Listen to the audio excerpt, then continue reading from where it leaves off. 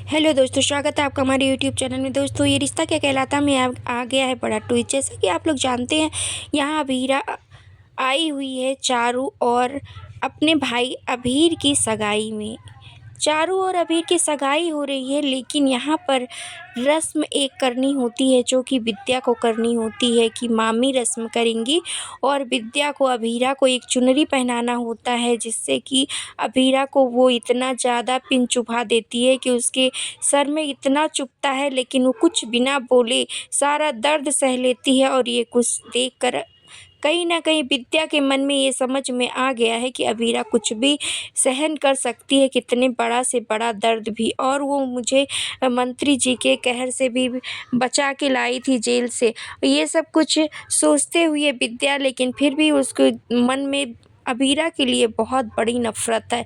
और इधर चारू और अभीर की सगाई होती है। उसके बाद जैसे ही चारू अपने पापा को देखती है कि वो बगल से जा रहे होते हैं, और तभी चारू के मन में ये आता है, कहती है पापा इधर भी आ जाओ, हम लोगों के साथ में रस्म में शामिल हो जाओ। लेकिन तभी संजय कहते हैं कभी नहीं ऐसा हो सकता।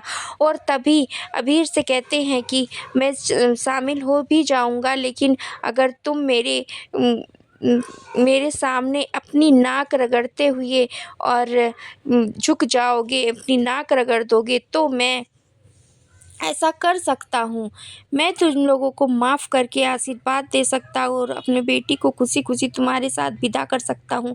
लेकिन क्या तुम ऐसा कर सकते हो? अभीर का दोस्तों पैर ख़राब है, उसका पैर ख़राब होने के बाद भी वो आता है और संजय के सामने किसी भी तरीके से झुकता है और अपने घुटनों पर आकर उनके सामने नाक रगड़ता है। और ये सब कुछ देखकर संजय भावुक हो जाते हैं और उसको उठा लेते हैं और गले से लगा लेते हैं।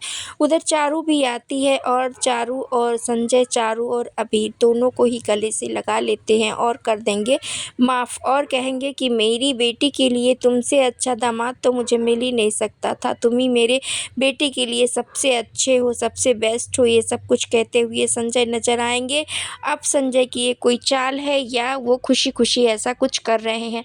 और इधर आर के आता है अभीरा से एक पेपर साइन करवाने, जो कि अभीरा जैसे ही देखती है सोचती है कि बड़ा बवाल ना हो जाए, इसके लिए वो तुरंत उसको बाहर लेकर आ जाती है। लेकिन ये सब कुछ विद्या देख लेती है और अरमान को लेकर बाहर आ जाती है और कहती है कि देख तेरी बीवी क्या कर रही है, तू बड़ा अपनी अभीरा अभीरा करता रहता है। और तभी अरमान सब कुछ देख लेता। होता ये है कि यहाँ पर आर के कुछ ऐसा कह देता है, कहता है मुफ्त का खाना खाकर ही जाऊँगा जब मैं आ ही गया हूँ तो।